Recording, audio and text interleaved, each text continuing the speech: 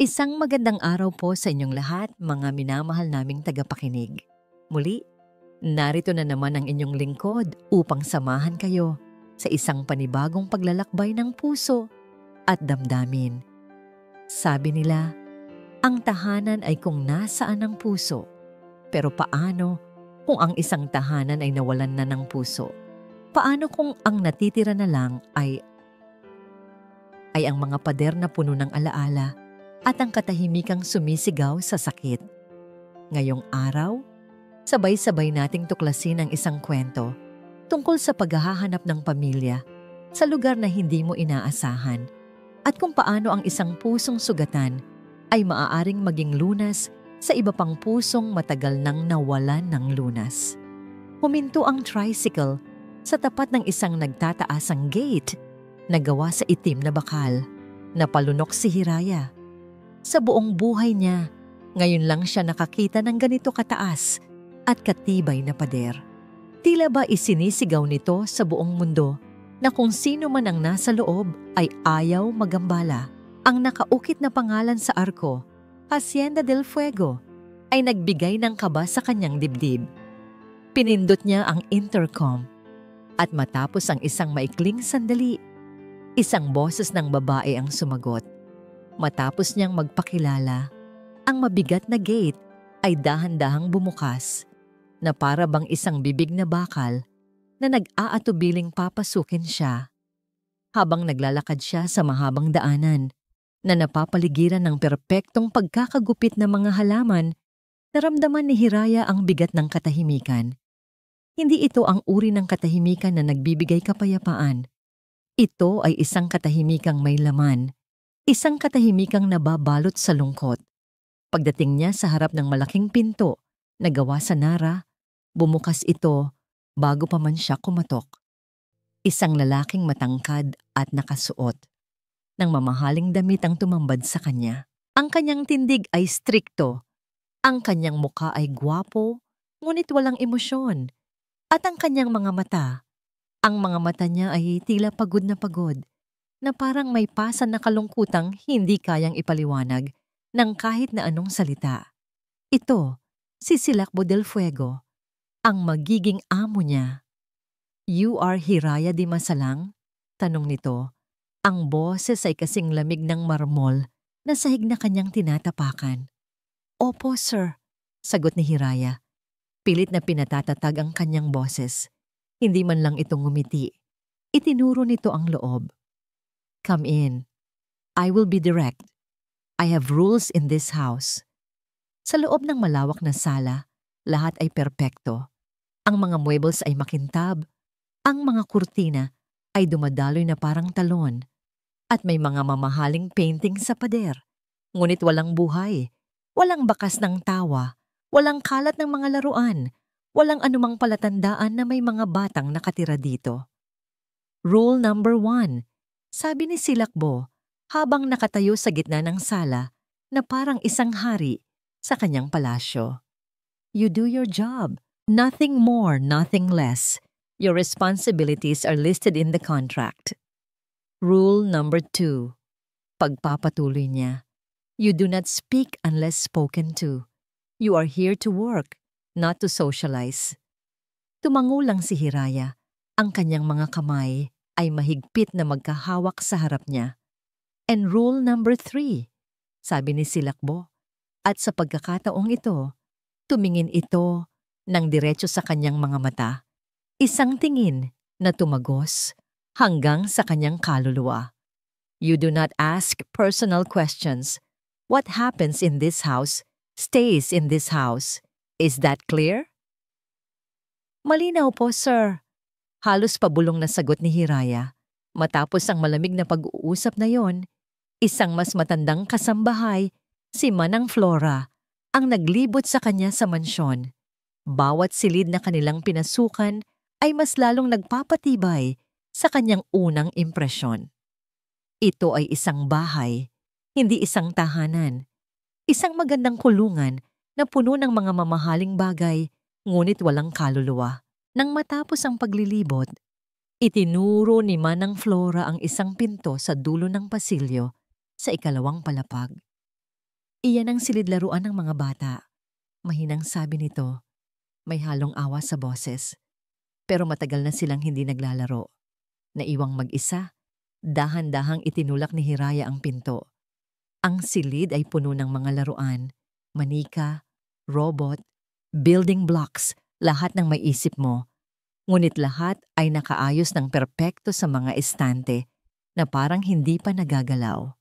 At sa isang sulok, sa tabi ng malaking bintanang salamin, nakaupo ang 3 maliliit na bata sa sahig. Isang batang lalaki at 2 batang babae. Ang kambal na Del Fuego. Hindi sila gumagalaw. Hindi sila nagsasalita. Nakatingin lang sila sa labas. Ang kanilang mga mata ay blangko. Para silang maliliit na estatwa na gawa sa porselana. Magaganda, ngunit basag sa loob. Isang pamilyar na kirot ang tumusok sa puso ni Hiraya. Ang parehong kirot na nararamdaman niya tuwing gabi bago siya matulog. Ang kirot ng pangungula. Hindi siya lumapit. Hindi siya nagsalita. Sa halip, umupo siya sa sahig, ilang talampakan ng layo mula sa kanila, at isinandal ang kanyang likod sa pader. At pagkatapos, sa katahimikan ng malungkot na silid na yon, nagsimula siyang humimig. Isang lumang kundiman, isang kantang pampatulog na madalas kantahin ng kanyang ina noong bata pa siya. Hindi niya ito nilakasan, sapat lang para marinig, sa ugoy ng duyan. Patuloy lang siya sa pagkanta, ang kanyang mga mata ay nakapikit. Hindi niya inaasahan na may mangyayari. Ginawa niya lang iyon dahil bandidon ang sinasabi ng kanyang puso. Nang imulat niya ang kanyang mga mata, napansin niya ang isang maliit na pagbabago. Ang isa sa mga batang babae, si Sinag, ay bahagyang lumingon. Ang mga mata nito, sa kauna-unahang pagkakataon, ay hindi na nakatingin sa bintana. Nakatingin ito sa kanya. Isang maliit na sinag ng pag-asa ang sumilay sa puso ni Hiraya. Ngunit kasing bilis ng pagdating nito ay ang pagkawala. Isang anino ang tumakip sa may pintuan. Nakatayo doon si Silakbo, ang kanyang muka ay mas madilim pa kaysa dati. Hindi narinig ni Hiraya ang pagdating niya. Tinitigan siya nito ng may pagbabanta. Ang kanyang mga mata ay naglalagablab sa isang emosyong hindi maintindihan ni Hiraya.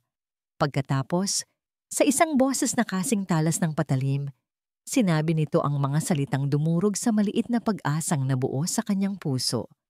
Ang trabaho mo ay maglinis at magluto. Huwag na huwag mong pakikialaman ang mga anak ko. Ang opisina ni Silakbo del Fuego, ang kanyang kanlungan. Sa loob ng 4 na sulok ng silid na yon, ang lahat ay may kaayusan. Ang mga dokumento ay nakasalansan ng maigi. Ang mga numero sa computer screen ay sumusunod sa lohika. At ang tanging ingay ay ang mahinang ugong ng air conditioner. Dito, siya ang may kontrol. Dito, ang sakit at ang gulo ng kanyang buhay ay pansamantalang nawawala. Napapalitan ng malamig at konkretong realidad ng negosyo. Mahigit 1 taon na siyang ganito. Ibinaon niya ang sarili sa trabaho, umaasang kung mapupuno niya ang bawat segundo ng kanyang araw ng mga desisyon at mga kontrata. Wala nang lugar para sa mga alaala, para sa pighati. Ngunit may mga bagay na hindi kayang harangan ng pader o ng trabaho. Sa kalagitnaan ng pag-aaral sa isang sales report, isang mahinang tunog ang pumasok sa kanyang pandinig. Isang tunog na napakapamilyar, ngunit parang isang siglo na niyang hindi naririnig. Isang hagik-gik. Binaliwala niya ito. Guni-guni lang siguro. Isang multo ng nakaraan. Ibinaba niya muli ang kanyang tingin sa mga numero. Ngunit narinig niya itong muli. Mas malakas ngayon. At sinundan pa ng isa pa. Isang malinis at masayang tawa ng isang bata. Nabitawan niya ang kanyang mamahaling pluma. Isang patak ng itim na tinta ang kumalat sa ibabaw ng papel. Sinisira ang perpektong pagkakalimbag ng mga salita. Napatingin siya sa mantsa at pagkatapos ay sa direksyon ng pintuan. Imposible. Dahan-dahan siyang tumayo. Ang kanyang silya ay gumawa ng garalgal na tunog sa sahig na kahoy. Naglakad siya palabas ng opisina. Ang kanyang bawat hakbang ay maingat, na para bang natatakot siyang takutin ang anumang gumagawa ng tunog na yon. Habang tinatahak niya ang pasilyo, mas lalong lumilinaw ang ingay. Hindi na lang ito isang hagik-gik. Ito ay isang symphony ng tatlong maliliit na boses, nagsasaya, nagsisigawan sa tuwa. At may isa pang boses, isang boses ng babae, tumatawa rin kasabay nila. Huminto siya sa may bahagyang nakabukas na pinto ng playroom. Ang dati tahimik at malungkot na silid ay nagbago, at ang kanyang nakita ay nagpatigil sa kanyang paghinga. Doon, sa gitna ng sahig, ay si Hiraya di Masalang. Nakaluhod ito sa sahig, ang kanyang mga kamay ay nakatukod na parang paa ng hayop. Ang kanyang buhok ay bahagyang magulo at may maliit na dumi sa kanyang pisngi. Ngunit ang kanyang ngiti, ang kanyang nangiti, ay kasing liwanag ng araw. Mas mabilis pa, Kabayo Hira. Mas mabilis pa! Sigaw ni Tala na nakaupo sa likod ni Hiraya na parang isang munting reyna sa kanyang kabayo. Si Luwalhati, ang kanyang pinakatahimik na anak, ay humahalakhak ng malakas. Habang hinahabol sila, ang kanyang maliliit na binti ay halos hindi makasabay. Si Sinag naman ay pumapalakpak sa gilid. Ang kanyang mga mata ay nagniningning sa isang paraan na hindi pa nakikita ni Silakbo mula nang mawala si Amara. Para siyang nanonood ng isang eksena mula sa ibang buhay, isang buhay na matagal na niyang kinalimutan. Isang parte sa kanya ang gustong pumasok at itigil ito. Isang parte niya ang gustong sumigaw na nilalabag ni Hiraya ang kanyang mga patakaran. Na ang trabaho nito ay maglinis at magluto, hindi maging sentro ng mundo ng kanyang mga anak. Ngunit may isa pang parte sa kanya, isang parte na matagal nang natutulog na hindi makakagalaw. Isang parte na uhaw sa tunog ng tawang iyon. Hindi niya namalayan na nakatayo na pala siya doon ng ilang minuto. Isang tahimik na manonood sa sarili niyang pamamahay hanggang sa isang pamilyar na boses ang bumasag sa mahika. Anong kaguluhan ito? Dumating si Esmeralda, ang kapatid ng kanyang yumaong asawa. Nakatayo ito sa kanyang likuran. Suot ang isang mamahaling bestida at may perpektong pagkakaayos na buhok. Ang kanyang matamis na ngiti ay agad na naglaho nang makita ang eksena sa loob ng playroom. "Oh," sabi nito. Ang boses ay puno ng pilit na kasiglahan. "Nagkakatuwaan pala kayo dito." Pumasok si Esmeralda sa silid na parang pag-aari niya ito. "Mga pamangkin ko, hali kayo kay Tita Esme. May dala akong bagong mga laruan para sa inyo." Ngunit walang lumapit. Sa halip si Tala ay mas lalong yumakap sa leeg ni Hiraya. Si Sinag ay tumakbo at nagtago sa likod ng binti ng yaya. Si Luwalhati ay huminto sa pagtawa at tumingin lang kay Esmeralda nang may pag-iingat. Ang ngiti ni Esmeralda ay nanigas. Tumingin siya kay Hiraya na ngayon ay dahan-dahang tumatayo, isang tingin na puno ng yelo. Pagkatapos ay ibinaling niya ang tingin kay Silakbo at ang kanyang mukha ay biglang nagbago, naging puno ng pag-aalala. Hinila niya si Silakbo papalabas ng silid, palayo sa pandinig ni Hiraya. "Po!" bulong niya. Ang kanyang boses ay puno ng lason na nakabalat kayo bilang pagmamalasakit. Hindi ako nagtitiwala sa babaeng yan. Ang bilis niyang nakuha ang loob ng mga bata. Masyadong mabilis. Tumingin si Silakbo pabalik sa loob ng silid. Nakita niya si Hiraya na inaayos ang buhok ni Sinag. Ang kanyang mga kilos ay puno ng natural na pag-aaruga. Isang imahe na dapat ay nagbigay sa kanya ng kapayapaan. Ngunit dahil sa mga salita ni Esmeralda, ito ngayon ay nagmukhang kahina-hinala. Hinawakan ni Esmeralda ang kanyang braso, ang mga kuko nito ay bahagyang bumaon. Ang kanyang boses ay naging mas mahina pa, mas mapanganib. "Mag-ingat ka sa mga ganyang klaseng babae, Bo. Baka may iba siyang motibo."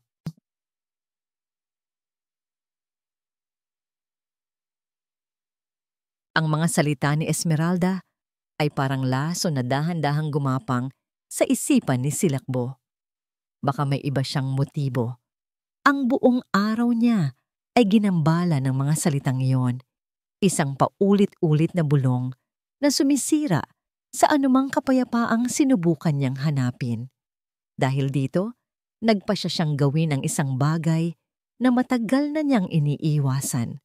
Ang maging isang ama. Umuwi siya ng maaga mula sa opisina, bitbit ang 3 malalaking kahon ng pinakamahal na mga laruan na mahahanap niya. Pumasok siya sa playroom na may pilit na ngiti, iniabot ang mga regalo, at umupo sa sahig handang makipaglaro. Ngunit ang lahat ay naging mali. "Hindi ganyan, Daddy," sabi ni Tala nang subukan niyang buuin ang isang tore gamit ang mga building blocks. "Masisira yan. Si Mama Hira. Ginagawang bahay yan." Yan. Sinubukan niyang basahan ng kwento si Sinag, ngunit ang kanyang boses ay matigas at walang buhay. Sanay sa pag-uutos sa boardroom at hindi sa paggaya ng boses ng mga hayop. Pagkatapos ng ilang pahina, kinuha ni Sinag ang libro at dinala ito kay Hiraya, na tahimik na nagtutupi ng mga damit sa isang sulok. Sa bawat pagkabigo, lumalalim ang guhit sa pagitan ng kanyang mga kilay. Naramdaman niya ang isang emosyong hindi niya inaasahan: selos. Paanong ang isang estranghero, sa loob lamang ng ilang linggo, ay nagawang punan ang isang espasyo na siya, ang kanilang ama, ay hindi man lang magawang hawakan? Ang hapunan ay isang tahimik na pagdurusa. Nakaupo siya sa dulo ng mahabang mesa, habang ang mga bata ay masayang nakikipag-usap kay Hiraya sa kabilang dulo. Tumatawa sila sa mga simpleng biro nito. Ibinabahagi nila ang mga mumunting detalye ng kanilang araw. At siya, isa lamang siyang anino sa sarili niyang pamamahay, isang tagamasid sa kaligayahang hindi niya kayang likhain. Pagsapit ng gabi, ang bigat sa kanyang dibdib ay halos hindi na niya makayanan. Naglalakad siya sa pasilyo patungo sa kanyang silid nang mapahinto siya sa tapat ng kwarto ng mga bata. Bahagyang nakabukas ang pinto at isang malamot na liwanag ang nagmumula sa loob, kasama ang mahinang boses ni Hiraya. Dahil sa isang hindi maipaliwanag na udyok, hindi siya pumasok. Sa halip, nanatili siya sa labas, nakikinig mula sa kadiliman. At pagkatapos, narinig niyang sabi ni Hiraya, ang kanyang boses ay malambing at puno ng mahika. Ang munting bituin ay natagpuan din ang kanyang lugar sa kalangitan. Nagniningning ng buong liwanag sa tabi ng kanyang mga kapatid. Isang katahimikan ang sumunod, at pagkatapos ay narinig niya ang boses ng kanyang anak na si Tala.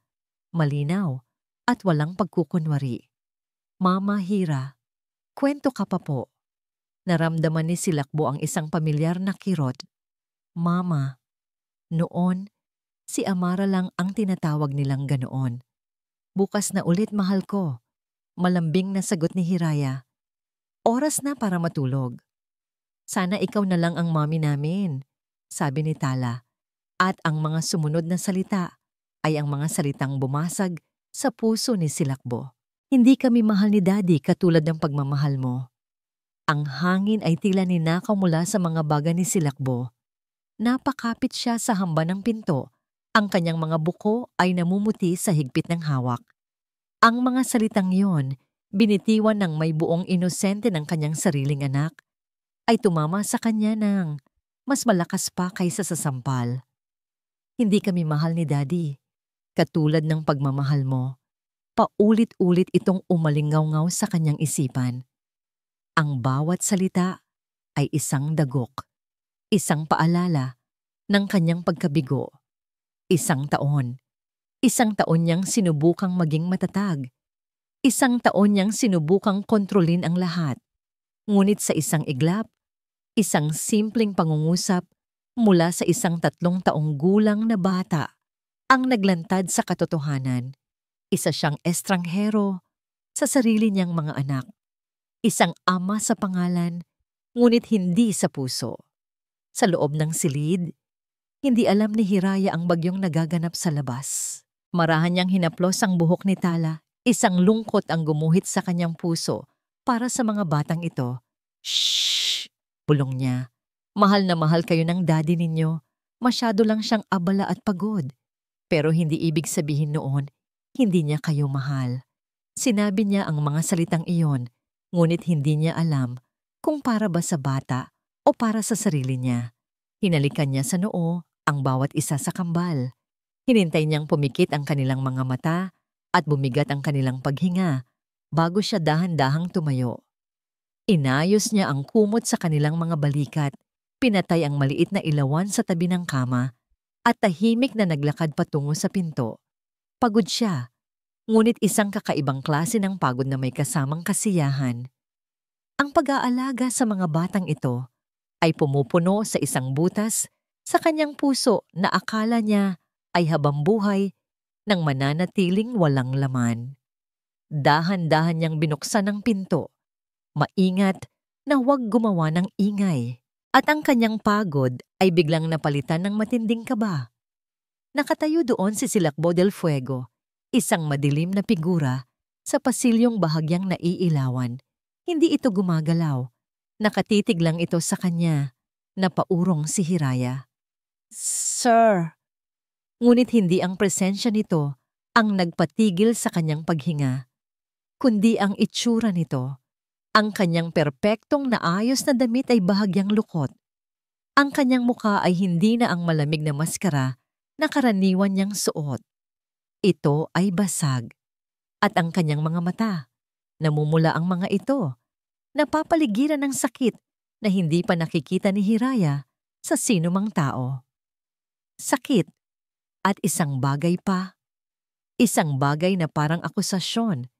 Isang nakakabinging katahimikan ang namagitan sa kanila. Tila ba ang buong mansyon ay huminto sa paghinga, naghihintay. Gustong magsalita ni Hiraya, gustong itanong kung ano ang problema, ngunit walang boses na lumalabas sa kanyang lalamunan. Naramdaman niyang nanginginig ang kanyang mga tuhod. Narinig niya ba? Ano ang narinig niya? Tinitigan siya ni Silakbo na parabang sinusubukan itong basahin ang kanyang kaluluwa, na parabang siya ang dahilan ng lahat ng sakit na nakikita sa mga mata nito. Bawat segundo na lumilipas ay parang isang walang hanggan. Naramdaman ni Hiraya ang pagnanais na tumakbo, na magtago, ngunit ang titig nito ay pumipigil sa kanya sa kinatatayuan. At pagkatapos, kasing bilis ng pagsisimula nito, natapos din. Hindi nagsalita si Silakbo. Walang ni isang salitang binitiwan. Ang kanyang mukha ay muling nanigas. Bumalik sa pagiging isang blangkong pader na gawa sa bato. Walang sabi-sabi, tinalikuran siya nito. Ang bawat hakbang niya palayo ay mabigat at may diin. Ang tunog ng kanyang mga sapatos na katad ay umalingaw-ngaw sa tahimik na pasilyo na parang tunog ng martilyo. Naiwan si Hiraya doon. Nakatayo sa may pintuan, ang kanyang puso ay kumakabog ng napakabilis sa loob ng kanyang dibdib. Pinanood niya ang likod ng kanyang amo hanggang sa tuluyan itong mawala sa isang kanto, nilamon ng dilim. At sa kanyang pag-iisa, isang malamig na takot ang gumapang sa kanyang buong katawan. Hindi niya alam kung ano ang kanyang nagawa. Ngunit alam niya, sa kaibuturan ng kanyang puso, na may isang bagay na nagbago. Isang bagay na hindi na maibabalik pa. Hindi na muling naging payapa ang isipan ni Silakbo. Ang mga salita ni Tala ay naging isang tinik na bumaon ng malalim sa kanyang puso. At ang imahe ng mukha ni Hiraya, ang gulat at takot sa mga mata nito, ay naging isang multo na sumusunod sa kanya kahit saan. Sinubukan niyang ibalik ang lahat sa dati. Ang pagiging malamig, ang pagiging abala, ang pagtatayo muli ng mga pader sa paligid niya. Ngunit may nagbago na. Hindi na niya kayang hindi sila pansinin dahil sa mga salita ni Tala at sa laso na ibinulong ni Esmeralda, nagsimula siyang magmasid. Mula sa kanyang opisina, na bahagyang nakabukas ang pinto, pinapanood niya si Hiraya. Hinahanapan niya ito ng butas, ng pagkukunwari, ng anumang magpapatunay na tama si Esmeralda. Ngunit sa bawat araw na lumilipas, mas lalo lamang siyang nalilito. Isang hapon, nakita niya si Luwalhati, ang kanyang pinakatahimik na anak, na nakaupo sa may hagdanan, nakasimangot at halos maiyak na sa pagkabigo dahil sa sintas ng sapatos nito. Ilang beses na itong sinubukan, ngunit palagi lang itong nagkakabuhol-buhol. Si Silakbo, kung siya ang nasa sitwasyong yon, marahil ay nainip na at siya na lang ang nagsintas nito para matapos na. Ngunit hindi ganoon si Hiraya. Nakita niya itong lumabas mula sa kusina. May dalang baso ng tubig. Napansin nito si Luwalhati. Dahan-dahan itong umupo sa tabi ng bata, hindi sa itaas na baitang, kundi sa mismong baitang kung nasaan ang anak niya para maging kapantay nito. Ang hirap, no? Mahinang sabi ni Hiraya. Ang kanyang boses ay malambing. Parang kuneho yan na may dalawang mahabang tenga. Tingnan mo. Mula sa kanyang kinaroroonan, pinanood ni Silakbo habang buong pasensyang itinuturo ni Hiraya kay Luwalhati ang bawat hakbang. Hindi niya ito pinagalitan, hindi niya ito minadali. Sa halip, ginawa niya itong isang laro, isang kwento tungkol sa isang kuneho na nagtatago sa kanyang lungga. At nang sa wakas, si Luwalhati na mismo, sa sarili nitong pagsisikap, ang matagumpay na nakapagtali ng sintas, ang ngiti sa mukha ng kanyang anak ay kasing liwanag ng araw. Tumakbo si Luwalhati palayo. Ipinagmamalaki ang kanyang nagawa. Naiwan si Hiraya na nakangiti. Isang nangiting totoo. Isang nangiting walang bahid ng pagkukunwari. Napabuntong hininga si Silakbo at napasandal sa kanyang silya. Maling-mali ka, Esmeralda. Ngunit sa kabila nito, ang pagdududa ay naroon pa rin. Isang maliit na tinig sa likod ng kanyang isipan na ayaw tumahimik. Samantala, hindi rin matahimik si Esmeralda. Ang bawat tawa ng mga bata na naririnig niya nakasama si Hiraya ay parang mga karayom na tumutusok sa kanyang amor propyo. Pakiramdam niya ay inaagawan siya ng lugar. Isang lugar na sa paniniwala niya ay para sa kanya pagkatapos mamatay ng kanyang kapatid.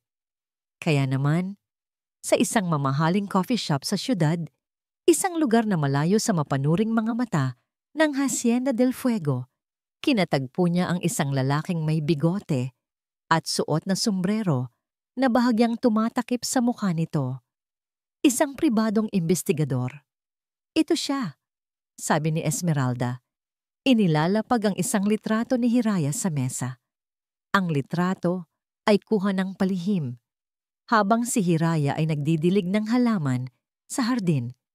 Hiraya, di masalang. Alamin mo ang lahat tungkol sa kanya. Kahit ang pinakamaliit na dumi sa kanyang nakaraan, bayad ka, huwag kang mag-alala. Kinuha ng lalaki ang litrato at isang makapal na sobre ng pera. Masusunod po, ma'am. Lingid sa kaalaman ng lahat, ang mga lihim ay nagsisimula ng gumalaw. Isang gabi, hindi makatulog si Silakbo. Bumaba siya para kumuha ng tubig. Habang dumadaan siya sa library, napansin niyang bahagyang nakabukas ang pinto. Pagsilip niya, nakita niya si Hiraya doon, nakatayo sa harap ng isang estante, hawak ang isang libro. Ito ang paboritong libro ni Amara, isang koleksyon ng mga tula. Dahan-dahan siyang pumasok. Hindi siya napansin ni Hiraya. Masyado itong abala sa pagbabasa. Maganda yan, sabi niya, at halos mapatalon sa gulat si Hiraya. Sir, pasensya na po.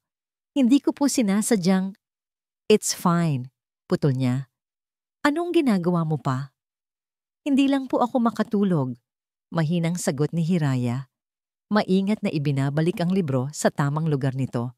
Nalilibang lang po ako sa pagtingin sa mga libro. Nagkaroon ng sandali ng katahimikan. Sa unang pagkakataon, hindi sila amo at kasambahay. 2 tao lang sila na parehong gising sa gitna ng gabi. Paborito yan ng asawa ko, sabi ni Silakbo. Hindi niya alam kung bakit niya sinabi iyon. Tumingin siya sa libro. Magaganda po ang mga tula, sabi ni Hiraya. Tungkol sa pag-asa, muli, katahimikan, lalabas na sana si Hiraya nang magsalita ulit si Silakbo. Salamat, sabi niya. Napahinto si Hiraya. Para po saan, sir? Para kay luwalhati, sa sintas ng sapatos. Isang maliit na ngiti ang sumilay sa labi ni Hiraya. Wala po yun. Akmang aabutin ni Hiraya ang isang libro sa mas mataas na estante. Kasabay nito, kukunin din sana ni Silakbo ang parehong libro. Ang kanilang mga kamay ay nagdikit. Isang kislap, isang mabilis. Hindi inaasahang kuryente ang dumaloy sa kanilang dalawa. Agad na binawi ni Hiraya ang kanyang kamay na para bang napaso. Binawi rin ni Silakbo ang sa kanya. Nagkatitigan sila, ang kanilang mga mata ay nagtatanong, naguguluhan. Sa sandaling iyon, ang library ay tila lumiit at ang hangin ay naging mabigat. Ang sandali ay nabasag ng isang tunog. Isang teleponong nagriring, ang telepono ni Esmeralda. Sa kabilang linya, nasa kotse ang investigador, nakaparada sa isang madilim na eskinita. Hawak niya ang isang manipis na folder. May nahanap na po ako, ma'am, sabi ng lalaki. Ang kanyang boses ay may halong pananabik. Tungkol sa isang kaso, custody case. Ang katahimikan matapos ang gabing iyon sa library ay naging mas mabigat. Nag-iiwasan ng tingin si Hiraya Aswaa at si Silakbo. Ang bawat pagkakataon na sila'y magkakasalubong sa pasilyo ay puno ng alanganing magandang umaga po, sir, at isang tipid na tango bilang sagot. Ang alaala ng kanilang nagdikit na mga kamay ay isang maliit na sikretong nakabitin sa hangin sa pagitan nila. Para kay Hiraya, ang mansyon ay naging isang lugar ng magkahalong emosyon. Ang mga bata ang kanyang araw, ang kanilang mga tawa, ang kanilang mga yakap, ang kanilang unti-unting pagbubukas ng loob sa kanya. Ngunit ang presensya ng kanilang ama ay isang aninong nagpapaalala sa kanya na siya ay isang tagalabas lamang, isang empleyadong anumang oras ay maaaring paalisin. Isang gabi, nang ang lahat ay mahimbing na natutulog, isang tunog ang gumising sa magaan na pagkakatulog ni Hiraya. Hindi ito malakas, isang mahinang pag-ubo na sinundan ng isang pag-ungol na puno ng hirap. Agad siyang bumangon. Ang kanyang instingto bilang ina ay kumilos nang mas mabilis pa kaysa sa kanyang isip. Tahimik niyang binuksan ang pinto ng kanyang silid at naglakad patungo sa kwarto ng mga bata. Ang pag-ungol ay nagmula sa kama ni Sinag. Nilapitan niya ito at marahang idinampi ang likod ng kanyang palad sa noo ng bata. Agad siyang kinabahan, nag-aapoy sa lagnat si Sinag. Ang kanyang mga pisngi ay namumula at ang kanyang paghinga ay mababaw at mabilis. Sinag, anak. Bulong niya. Walang pag-aalinlangan, binuhat niya ang bata. Ngunit habang papunta siya sa banyo upang kumuha ng pamunas, ang pinto ng silid ay bumukas ng malakas. Nakatayo doon si Silakbo, ang kanyang buhok ay magulo at bakas sa kanyang muka ang pag-aalala. Malinaw na narinig din niya ang tunog. Anong nangyayari? Tanong niya. Ang kanyang boses ay may bahid ng panik. Nang makita niya ang kalagayan ni Sinag sa mga bisig ni Hiraya, ang kanyang muka ay biglang namutla. Mataas ang lagnat niya, sir. Kalmadong sabi ni Hiraya. Tawagan ng doktor. Dalhin natin sa ospital. Sabi ni Silakbo. Ang kanyang boses ay tumaas. Ang kanyang kontrol ay biglang nawala. Para sa isang taong sanay na hawak ang lahat ng bagay, ang makita ang kanyang anak na may sakit ay isang sitwasyong hindi niya kayang pamahalaan. Sir, kalma lang po, sabi ni Hiraya. Ang kanyang boses ay matatag ngunit malumanay. Isang bagay na tila nagpakalma rin kay Silakbo. Subukan muna natin siyang pababain ng lagnat. Kung hindi bumaba sa loob ng isang oras, tatawag po tayo ng doktor. Mayroong awtoridad sa kanyang boses. Hindi awtoridad ng isang amo, kundi awtoridad ng isang ina na alam ang kanyang ginagawa. Sa unang pagkakataon, hindi nag-isip si Silakbo. Sumunod na lang siya. Ang sumunod na oras ay naging isang tahimik na sayaw ng 2 taong may iisang layunin. Siya ang nag-aabot ng maligamgam na tubig. Siya ang nagpapalit ng bimpo, habang si Hiraya naman ang marahang nagpupunas sa noo at mga braso ng bata, bumubulong ng mga salitang pampakalma. Habang pinagmamasdan niya si Hiraya, nakita ni Silakbo ang isang panig nito na hindi niya pa nakikita dati. Ang kanyang mga kilos ay puno ng kalinga at kumpiyansa. Walang bakas ng takot. Ang kanyang buong atensyon ay nakaisinag. Sa mga sandaling iyon, hindi niya nakita ang isang kasambahay. Ang nakita niya ay isang ina na nag-aaruga sa kanyang anak. Matapos ang halos 2 oras, habang sila'y tahimik na nakaupo sa tabi ng kama, iniabutan siya ni Silakbo ng isang tasa ng mainit na kape. "Salamat po," sabi ni Hiraya. "Ako dapat ang magpasalamat." Mahinang sagot ni Silakbo. Ang kanyang mga mata ay hindi umaalis kay Sinag na ngayon ay mas kalmado na ang paghinga. "Hindi ko alam ang gagawin ko." Ito ang unang pagkakataon na narinig ni Hiraya na umamin ito ng kahinaan. Nagbigay ito ng kakaibang kirot sa kanyang puso. Magdamag silang nagbantay, walang masyadong salitaan, ngunit sa kanilang katahimikan, mayroong isang koneksyon na nabuo. Isang koneksyon na isinilang mula sa pinagsamahang pag-aalala at pinagsamahang pag-asa. Nang ang unang sinag ng araw ay nagsimulang pumasok sa bintana, idinampi muli ni Hiraya ang kanyang palad sa noo ni Sinag. Bumaba na, bulong niya. Isang ngiti ng ginhawa ang gumuhit sa kanyang pagod na mukha. Bumaba na ang lagnat. Napabuntong hininga ng malalim si Silakbo. Isang bigat ang tila na bunot mula sa kanyang mga balikat. Tumingin siya kay Sinag na mahimbing nang natutulog at pagkatapos ay tumingin siya kay Hiraya. Nakita niya ang pagod sa mga mata nito, ang ilang hibla ng buhok na kumawala sa pagkakatali. Ngunit sa likod ng pagod, nakita niya ang lakas. Nakita niya ang kalinga. Nakita niya ang babaeng nagbalik ng tawa sa kanyang tahanan at nagligtas sa kanyang anak mula sa gabi ng takot.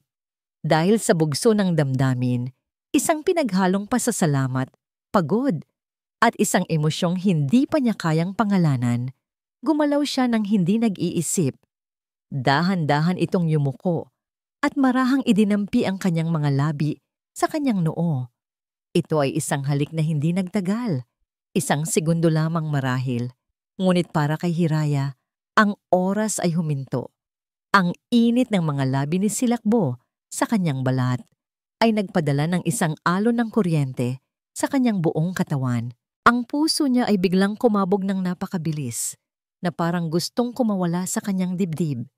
Nang itaas ni Silakbo ang kanyang mukha, ang kanilang mga mata ay nagtagpo. Nakita ni Hiraya ang pagkagulat sa mga mata nito, na para bang nagulat din ito sa sarili niyang ginawa. Nanigas silang dalawa, nakakulong sa isang sandaling puno, nang hindi masabi ng mga tanong. Isang matinis na tunog ang bumasag sa kanilang katahimikan. Ang tunog ng isang teleponong nagriring. Napatingin si Silakbo sa kanyang cellphone na nasa ibabaw ng mesa. Sa screen, umilaw ang isang pangalan, Esmeralda. Agad na nagbago ang ekspresyon sa mukha ni Silakbo. Bumalik ang lamig at distansya. Kinuha niya ang telepono at tumayo. "Hello?" sabi niya. Ang kanyang boses ay muling naging formal. Lumabas siya ng silid upang sagutin ang tawag. Ngunit bago sumara ang pinto, narinig ni Hiraya ang boses ni Esmeralda mula sa kabilang linya, apurado at may halong pananabik. "Bo, kailangan nating mag-usap. Agad-agad. Tungkol ito sa yaya mo." Namaniso. Ang init ng halik ni Silakbo ay nanatili sa noo ni Hiraya na parang isang multo, ngunit ang lamig ng kanyang pag-alis ay ang mas tumatak sa kanya. Ang tawag ni Esmeralda ay parang isang baldeng may yelo. na ibinuhos sa namumuong pag-asa sa kanyang dibdib. Sa buong umaga habang nag-aalmusal, naramdaman niya ang pagbabago. Muling itinayo ni Silakbo ang pader sa pagitan nila, mas mataas at mas matibay kaysa dati. Samantala, sa isang tahimik na restaurant na may tanawin ng lungsod, inilatag ni Esmeralda ang kanyang bitag. Nagsuot siya ng damit na nagpapamukha sa kanyang inosente at mapagmalasakit, ngunit ang kanyang mga mata ay nagniningning sa tagumpay. "Salamat sa pagpunta mo, Bo," sabi niya. Ang kanyang boses ay malambing. "Alam kong abala ka, pero napakahalaga nito." "Ano ba ito, Esme?" tanong ni Silakbo. Walang pasensya. Ang kanyang isip ay nasa bahay, kay Sinag na nagpapagaling at sa babaeng nag-alaga dito buong gabi.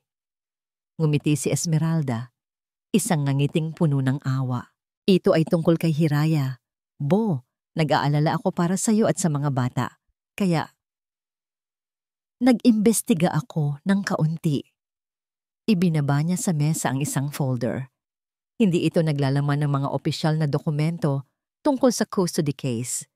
Alam ni Esmeralda na kung gagawin niya iyon, maaaring maawa pa si Silakbo.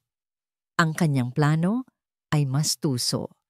Ang folder ay naglalaman ng mga bank statement, mga listahan ng mga nakaraang pinagtrabahuan ni Hiraya na bigla na lang nitong inalisan, at mga malabong litrato niya na nakikipag-usap sa iba't ibang tao. Lahat ay mukhang kahina-hinala kapag tiningnan ng walang konteksto. Hindi ko alam ang buong kwento, pagsisinungaling ni Esmeralda, pero ang nakikita ko ay isang pattern. Isang babaeng palipat-lipat ng trabaho, isang babaeng tila laging may problema sa pera.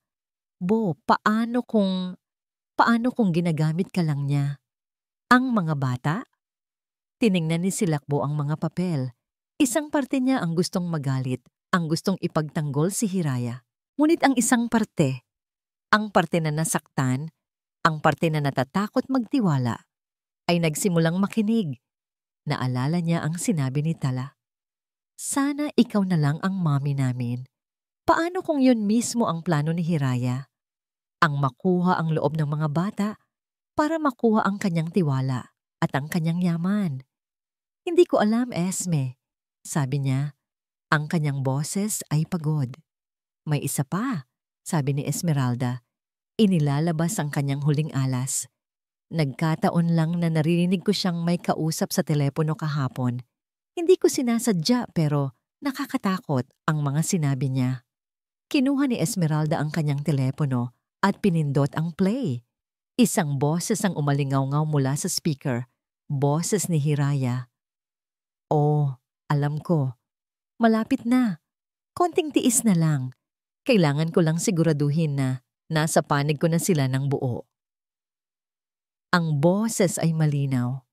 Ang mga salita ay nakakakilabot.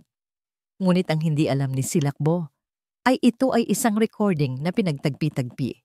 Ang mga salita ay kinuha mula sa iba't ibang pag-uusap ni Hiraya, isang tawag sa kanyang ina, kung saan sinasabi niyang malapit na siyang makabayad ng utang, isang tawag sa kanyang kaibigan tungkol sa kanyang pag-aalala sa mga bata. Ngunit sa pagkakatagni-tagni ni Esmeralda, ito ay naging tunog ng isang masamang balak. Ang dugo ay tila umakyat lahat sa ulo ni Silakbo. Ang imahe ni Hiraya na nag-aalaga kay Sinag ay biglang napalitan ng imahe ng isang babaeng mapagpanggap, isang ahas sa kanyang pamamahay. Ang pasasalamat na naramdaman niya kaninang umaga ay naging matinding galit at pagkadama ng pagkakanulo.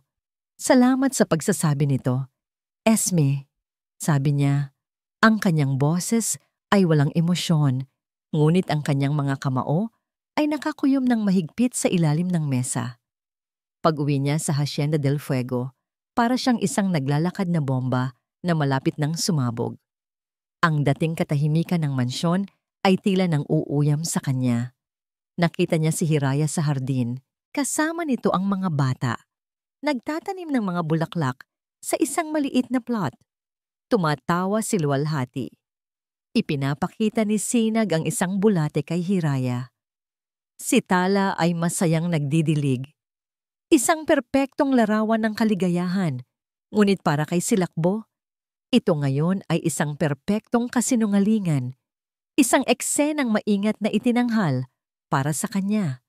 Naglakad siya palapit, ang kanyang mga yabag ay mabibigat sa damuhan. Agad na naramdaman ng mga bata ang pagbabago sa hangin. Huminto sila sa pagtawa at napatingin sa kanilang ama. Naramdaman din ito ni Hiraya. Dahan-dahan siyang tumayo, pinagpaga ng lupa sa kanyang mga kamay. Nakita niya ang bagyo sa mga mata ni Silakbo bago pa man ito magsalita. "Sir, may problema po ba?" Tanong niya. Ang kanyang boses ay bahagyang nanginginig. Hindi siya sinagot ni Silakbo. Sa halip tumingin ito sa mga bata. "Sinagdala, Luwalhati. Pumasok muna kayo sa loob. May pag-uusapan lang kami ng mamahira ninyo." Ang paggamit niya ng mamahira ay puno ng panunuya. Isang patalim na direktang itinuro kay Hiraya.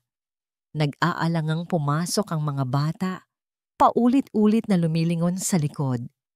Nang sila na lang dalawa ang naiwan sa hardin, sa gitna ng mga bulaklak na dapat ay simbolo ng bagong buhay, hinarap ni Silakbo si Hiraya.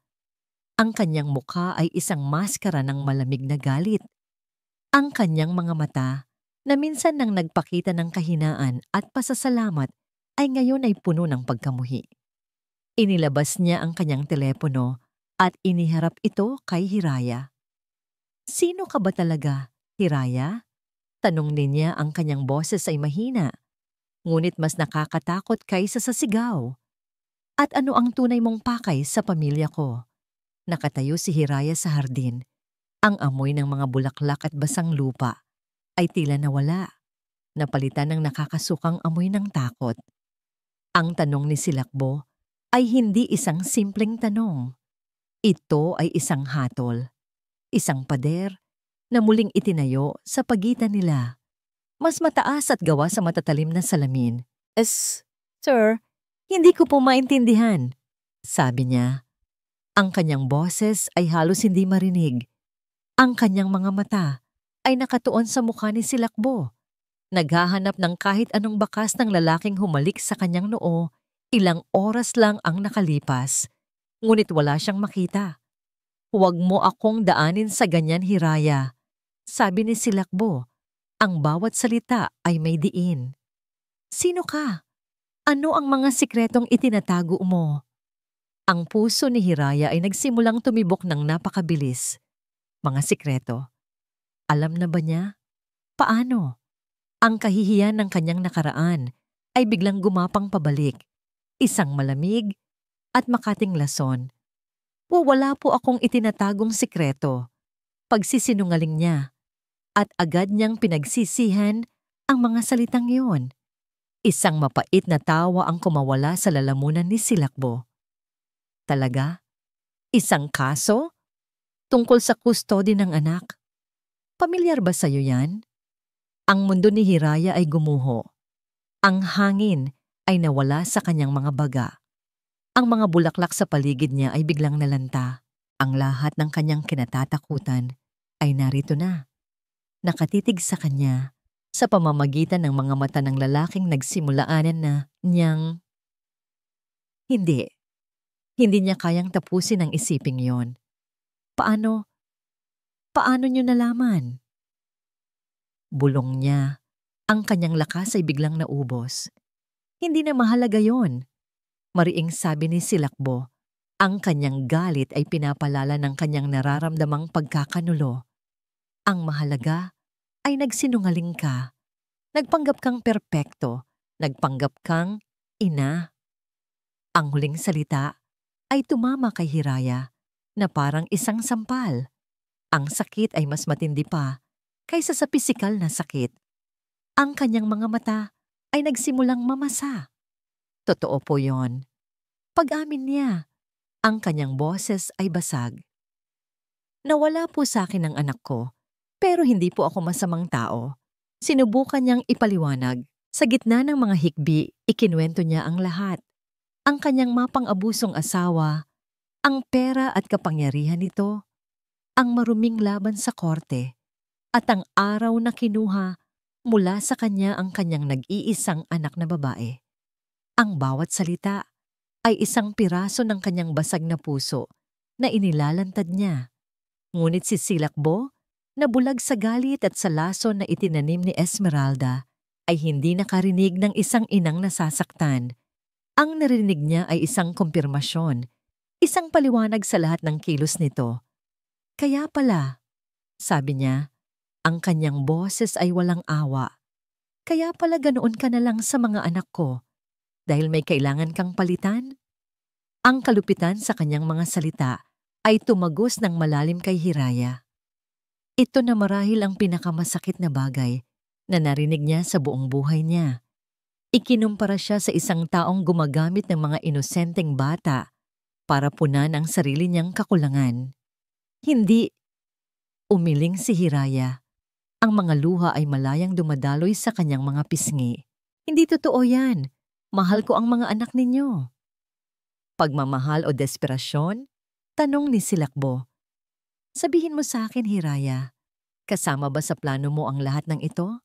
Ang pagkuha sa kanilang loob para makuha mo rin ang sa akin? Para masigurado mo ang magandang buhay dito? Doon na sumuko si Hiraya. Wala nang saysay ang magpaliwanag. Ang isip ng lalaking nasa harap niya ay sarado na, nalason na ng pagdududa. Ang tiwalang sinubukan niyang buuin ay naging abo. Pinunasan niya ang kanyang mga luha. Tumayo siya ng tuwid. Ang natitirang dignidad niya ang tanging kalasag na natitira. Isang malamig at tahimik na determinasyon ang pumalit sa kanyang pighati. Kung yan po ang iniisip ninyo sa akin, sabi niya, ang kanyang boses ay biglang naging kalmado, ngunit walang buhay. Kung tingin ninyo ay isa akong manggagamit na walang puso, wala na po akong dapat pang sabihin. Tinalikuran niya ito at nagsimulang maglakad pabalik sa mansyon. Saan ka pupunta? Sigaw ni Silakbo. Alis na po ako, sagot niya. Hindi lumilingon. Hindi po ako mananatili sa isang lugar kung saan ang tingin sa pagmamahal ko ay isang kasalanan. Sinundan siya ng tingin ni Silakbo. Isang parte niya ang gustong bawiin ang lahat ng sinabi niya, ngunit ang kanyang pride at ang kanyang takot na masaktan muli ay masyadong malakas. Dire-diretsong umakyat si Hiraya sa kanyang silid. Kinuha niya ang kanyang maliit na bag at inilagay ang iilang damit na dala niya. Hindi niya tiningnan ang mga litratong idinikit niya sa pader. Hindi niya pinansin ang mga alaala. Bawat segundo na manatili siya ay mas lalong dudurog sa kanya. Pagbaba niya, nakita niya ang 3 bata na naghihintay sa paanan ng hagdanan. Ang kanilang mga mukha ay puno ng pagkalito at takot. Mama Hira, aalis ka po? Tanong ni Sinag. Ang kanyang boses ay nanginginig. Lumuhod si Hiraya sa harap nila. Hinaplos niya ang kanilang mga mukha. Sinusubukang kabisaduhin ang bawat detalye. Ang sakit sa kanyang dibdib ay halos hindi na niya makayanan. Kailangan lang umalis ni Mama Hira sandali, mga mahal ko. Sabi niya, pilit nang ngumingiti habang ang mga luha ay muling nagbabanta. Pero tandaan niyo, mahal na mahal ko kayo. Yumakap sila sa kanya ng mahigpit. Si Tala ay umiiyak ng tahimik. Si Luwalhati ay nakasubsob ang muka sa kanyang balikat. Si Sinag ay paulit-ulit na bumubulong, huwag po, huwag po. Ito na ang pangalawang beses sa kanyang buhay na kailangan niyang iwan ang mga batang minahal niya ng buong puso. At ang sakit, sa pangalawang pagkakataon, ay parehong nakamamatay. Dahan-dahan niyang inalis ang kanilang mga yakap. Hinalikan niya sila sa huling pagkakataon. Paalam, bulong niya. Tumayo siya at naglakad patungo sa pinto, hindi lumilingon sa likod. Dahil alam niya na kung lilingon siya, hindi na niya kakayaning umalis. Binuksan niya ang malaking pinto at lumabas.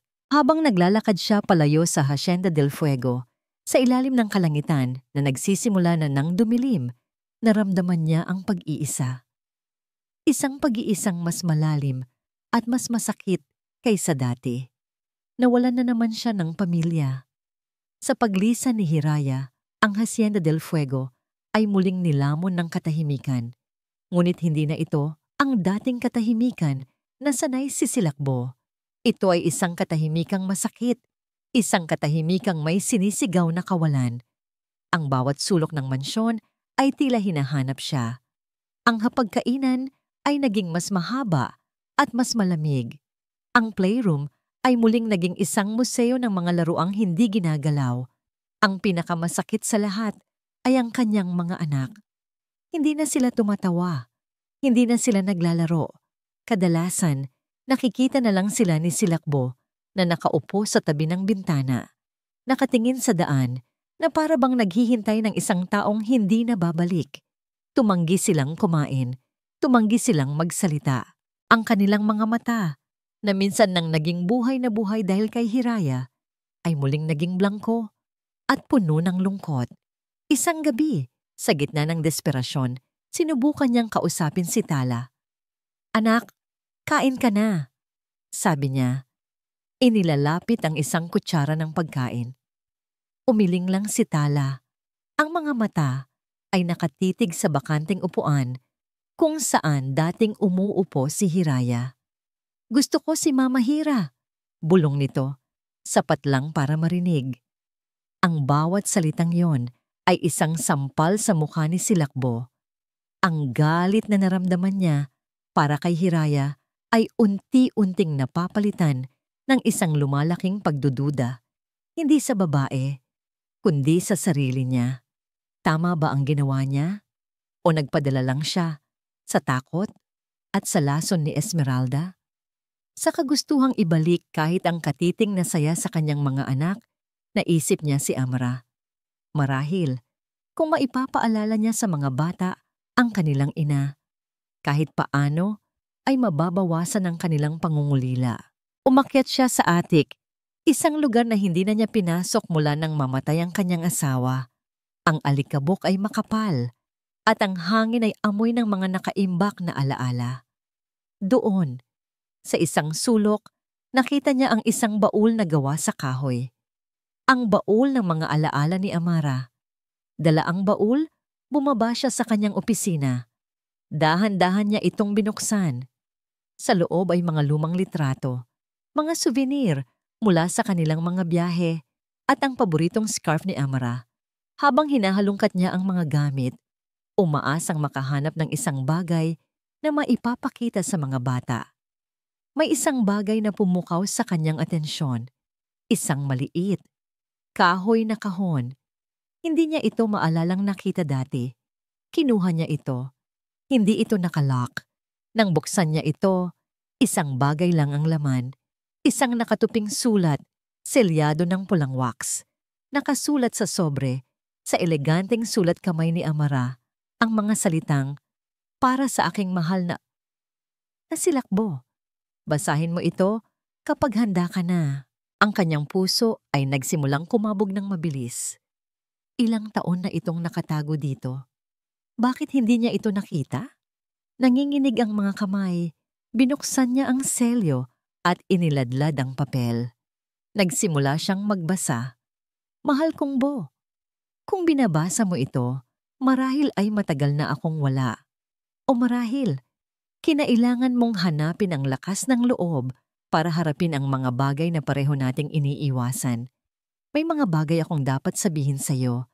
Mga bagay na natatakot akong sabihin ng harapan dahil ayokong maniwala na totoo sila. Ito ay tungkol sa kapatid ko, si Esmeralda." Napahinto sa pagbabasa si Silakbo. Ang pagbanggit sa pangalan ni Esmeralda ay nagpadala ng malamig na kuryente sa kanyang gulugod. Ipinagpatuloy niya ang pagbabasa. "Mahal ko siya, Bo. Kapatid ko siya." Pero sa ilalim ng kanyang mga ngiti at pag-aalala, may nakikita akong isang bagay na madilim. Isang inggit. Isang pagnanasa na hindi ko maintindihan. Nakikita ko kung paano kanya tingnan kapag akala niya ay walang nakatingin. Nakikita ko kung paano siya nagagalit sa tuwing masaya tayo. Alam kong iniisip mo na nag-aalala lang siya para sa akin. Pero hindi. May higit pa roon. Natatakot ako sa kanya, Bo. Natatakot ako sa kung ano ang kaya niyang gawin. Ang mga salita ni Amara ay tila tumatalon mula sa papel, buhay na buhay at puno ng babala. Ang kanyang paghinga ay naging mababaw. Ngayong araw, bago ako umalis, nag-away kami. Isang malaking away, sinabi niya ang mga bagay na hindi ko kayang isulat, mga bagay tungkol sa'yo, sa mga anak natin. Sinadya niya akong saktan, Bo. Sinadya niya akong guluhin. At ngayong pasakay na ako sa kotse, nanginginig pa rin ako sa galit at sakit. Ginawa niya ito para guluhin ang isip ko. Ang sulat ay biglang natapos doon, na parang isinulat ng nagmamadali. Nabitawan ni Silakbo ang liham. Ang papel ay dahan-dahang lumutang pababa sa sahig. Ang kanyang mundo ay umikot. Ang huling pag-uusap nila ni Amara ay tungkol sa isang maliit na bagay. Isang bagay na hindi na niya matandaan. Ang alam niya lang ay umalis itong grit. At pagkatapos, ang aksidente. Ngayon, ang lahat ay nagkaroon ng kahulugan. Ang galit ni Amara ay hindi dahil sa kanya. Ito ay dahil kay Esmeralda. Ang kapatid nito, ang babaeng pinagkatiwalaan niya. Ang babaeng nagdala sa kanya ng ebidensya laban kay Hiraya. Ang katotohanan ay isang nakakagimbal na pagsabog sa kanyang isipan. Si Esmeralda, hindi niya direktang pinatay si Amara. Ngunit ang kanyang lason ang nagtulak sa kanyang asawa sa kapahamakan. At ngayon, ang parehong lason ang ginamit nito para paalisin ang nag-iisang taong nagbalik ng buhay sa kanyang pamilya. Isang nakakabinging galit ang pumalit sa kanyang pagkagimbal. Isang galit na mas matindi pa kaysa sa naramdaman niya dati. Isang galit para kay Esmeralda. At isang mas malalim, mas masakit na galit para sa kanyang sarili. Napatayo siya. Ang kanyang mga kamay ay nanginginig. Kinuha niya ang liha mula sa sahig at kinuyuyom ito ng mahigpit. Pinaniwalaan niya ang kasinungalingan. Nagpadala siya sa takot. At sa proseso, nawasak niya ang isang mabuting tao at dinurog ang puso ng kanyang mga anak. Sa gitna ng kanyang pag-iisip, narinig niya ang pagbukas ng pinto sa ibaba. Isang masayang boses ang umalingaw-ngaw sa tahimik na mansyon. "Bo, I'm here!" Boses ni Esmeralda. Mas mabuti na ngayong wala na siya. Di ba? Ang boses ni Esmeralda ay parang isang matinis na tunog na sumira sa nagngangalit na katahimikan sa loob ni Silakbo. Dahan-dahan siyang lumabas ng kanyang opisina. Ang liham ni Amara ay hinakakuyom pa rin sa kanyang kamay. Ang papel ay lukot na sa tindi ng kanyang galit. Nakatayo si Esmeralda sa gitna ng sala. May dalang isang malaking paper bag mula sa isang mamahaling tindahan. Ang kanyang nangiti ay kasing liwanag ng araw. Isang perpektong maskara para sa kadilimang nagkukubli sa ilalim nito. "Look, Bo, binilhan ko ng mga bagong damit ang mga bata." Masayang sabi niya. Para naman sumigla-sigla sila. Simula nang umalis ang babaeng yon. "Huwag mong babanggitin ang pangalan niya." Putol ni Silakbo. Ang kanyang boses ay hindi malakas, ngunit ito ay mabigat at puno ng panganib na nagpatigil sa ngiti ni Esmeralda. "Bibo, anong problema?" Nag-aalangang tanong niya. Dahan-dahang naglakad si Silakbo palapit sa kanya. Bawat hakbang niya ay may diin. Ang lalaking kaharap ni Esmeralda ngayon ay hindi na ang lalaking gobyerno na kaya niyang manipulahin. Ito ay isang lalaking nagising sa isang mahabang bangungot at ang kanyang mga mata ay nag-aapoy. "Isang taon, Esmeralda," sabi niya. Ang kanyang boses ay nanginginig sa pinipigilang galit. "Isang taon kong sinisi ang sarili ko. Isang taon kong inisip na dahil sa akin, kaya galit na umalis si Amara ng araw na yon." Namutla si Esmeralda. Anong pinagsasabi mo? Pero hindi ako ang dahilan, di ba? Pagpapatuloy ni Silakbo, isang hakbang papalapit. Ikaw, ikaw ang huli niyang nakausap. Ikaw ang huli niyang nakaaway. Hindi totoo yan. Nagkakamali ka. Sigaw ni Esmeralda. Ang kanyang pag-arte ay nagsisimula ng magkalamat. At doon, ibinato ni Silakbo ang lukot na liham sa kanyang paanan. Basahin mo. Basahin mo ang mga salita ng sarili mong kapatid. Nanginginig na pinulot ni Esmeralda ang papel. Habang binabasa niya ang sulat kamay ng kanyang yumaong kapatid, ang lahat ng kulay ay nawala sa kanyang mukha. Ang maskara ay tuluyang gumuho. Ang natira ay ang hubad na katotohanan ng kanyang inggit at galit. Kaya pala ganoon na lang ang galit mo kay Hiraya. Sabi ni Silakbo, ang realisasyon ay isang mapait na lasa sa kanyang bibig. Dahil nakita mo sa kanya si Amra. Isang babaeng minamahal ng mga anak ko. Isang babaeng minamahal ko. Ang huling mga salita ay hindi niya pinag-isipan. Lumabas na lang ito mula sa kaibuturan ng kanyang pusong puno ng pagsisisi. Hindi! Sigaw ni Esmeralda. Ang kanyang boses ay puno ng lason at desperasyon. Ako dapat ang nandito. Ako dapat ang nag-aalaga sa mga bata. Ako dapat ang minahal mo pagkatapos niyang mamatay. Hindi ang isang hamak na katulong. Ang kanyang pag-amin, sa wakas, ay lumabas. Ang pangit, makasariling katotohanan na matagal na niyang itinatago. Tiningnan siya ni Silakbo, hindi na may galit, kundi may awa. Isang nakakaawang nilalang na nilamon ang sarili niyang kadiliman. Lumabas ka, mahinang sabi ni Silakbo. Lumabas ka sa bahay ko at huwag na huwag ka nang magpapakita sa akin o sa mga anak ko kahit kailan. Bo, please. Labas! Sigaw niya. Ang kanyang boses ay umalingaw-ngaw sa buong mansyon, ginigising ang bawat anino. Walang nagawa si Esmeralda kundi ang tumalikod. Ang kanyang mukha ay basang-basa sa luha ng pagkatalo. Habang papalabas siya, naiwan ang katahimikang mas malinis, ngunit mas mabigat. Naiwang mag-isa si Silakbo sa gitna ng sala. Ang galit ay nawala. Ang natira ay ang nakakabinging bigat ng kanyang pagkakamali.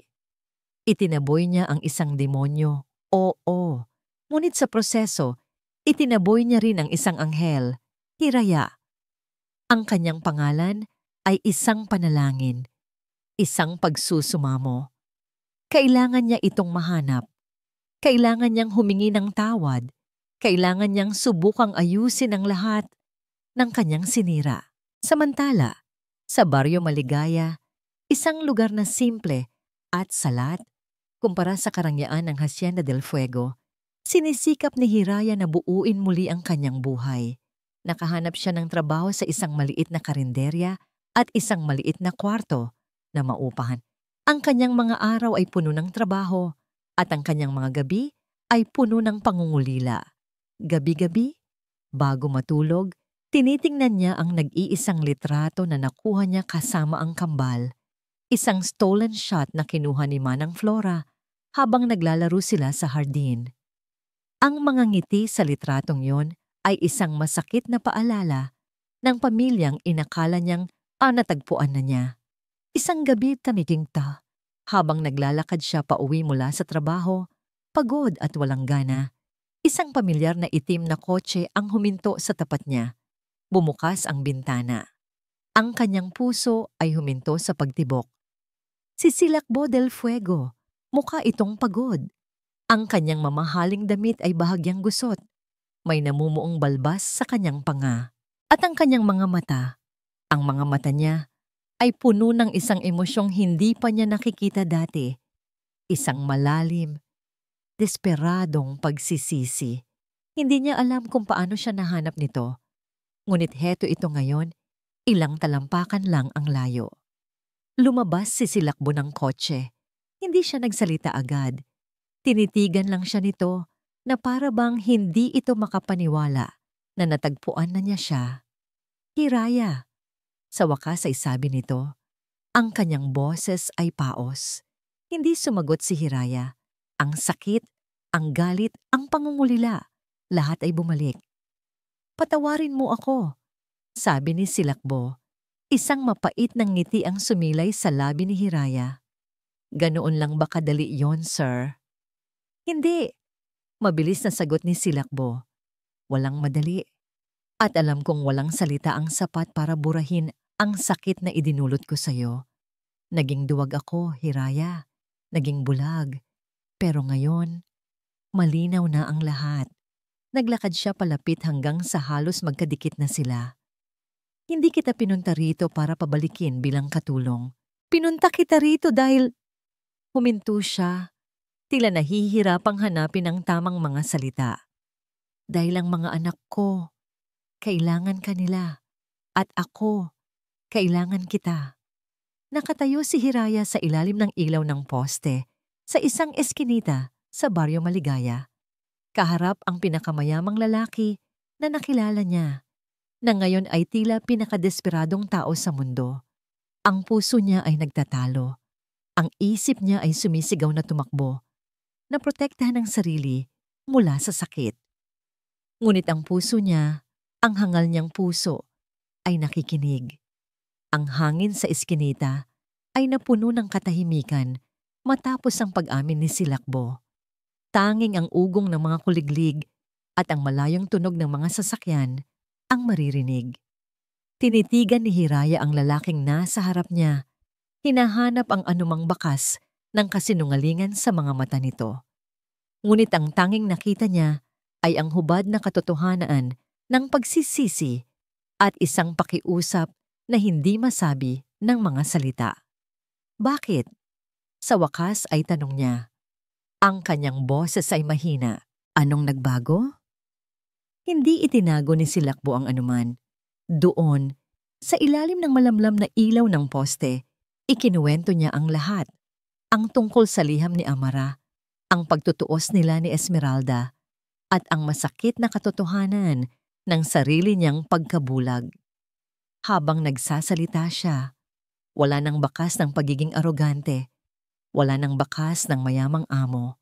Ang kaharap ni Hiraya ay isang taong nawasak at inaaming kailangan niya ng tulong para muling mabuo. "Nasaktan kita, Hiraya." Pagtatapos niya, ang kanyang boses ay puno ng pighati. "Sinabi ko ang mga bagay na hinding-hindi ko mapapatawad sa sarili ko. At maiintindihan ko kung hinding-hindi mo na ako mapapatawad." Hinawakan niya ang mga kamay nito. Ang kanyang mga palad ay mainit at bahagyang nanginginig. "Pero hindi lang para sa akin ang pakiusap na ito. Para ito sa 3 bata na hindi na muling ngumiti simula nang umalis ka. Para sa isang bahay na muling nawalan ng puso." Tumingin siya ng diretso sa kanyang mga mata. "Hindi ka pamalit, Hiraya. Ikaw ang himala na hindi namin alam na kailangan pala namin." Ang mga salitang iyon, "Ikaw ang himala," ang bumasag sa huling pader na nakapalibot sa puso ni Hiraya. Ang mga luha na matagal na niyang pinigilan ay nagsimula na namang tumulo. Ngunit sa pagkakataong ito, hindi dahil sa sakit, kundi dahil sa isang emosyong matagal na niyang kinalimutan: pag-asa. "Natatakot ako." Pag-amin niya, ang kanyang boses ay halos pabulong. "Natatakot akong masaktan ulit." "Hindi na mangyayari yon," pangako ni Silakbo. Hinihigpitan ng hawak sa kanyang mga kamay. "Hindi na kita hahayaang masaktan pa. Poprotektahan kita. Poprotektahan natin ang isa't isa." Hindi niya kailangan ng mahabang panahon para magdesisyon. Ang totoo, ang kanyang puso ay matagal nang nagdesisyon. Tumango siya, isang simpleng pagtango na naglalaman ng lahat ng kanyang pagpapatawad, lahat ng kanyang pag-asa, at lahat ng kanyang pag-ibig na handa niyang ibigay. Ang pagbabalik sa Hacienda del Fuego ay ibang-iba sa kanyang unang pagdating. Walang marangyang paghahanda, walang mga salita. Tanging ang tunog ng mga maliliit na paa na tumatakbo sa pasilyo. Mama Hira! Ang sabay-sabay na sigaw ni na Sinag, Tala at Luwalhati ay ang pinakamagandang musikang narinig ni Hira. Yumakap sila sa kanyang mga binti. Ang kanilang maliliit na katawan ay nanginginig sa pag-iyak at sa tuwa. Lumuhod siya at niyakap silang lahat ng mahigpit. Inamoy ang kanilang buhok at hinalikan ang kanilang mga pisngi. Mula sa may pintuan, pinanood sila ni Silakbo. Isang ngasang ngiti, isang totoong nangiti. Ang unang beses na sumilay sa kanyang mga labi sa loob ng mahigit 1 taon. Ang kanyang tahanan ay muling nagkaroon ng puso. Ang kanyang pamilya ay muling nabuo.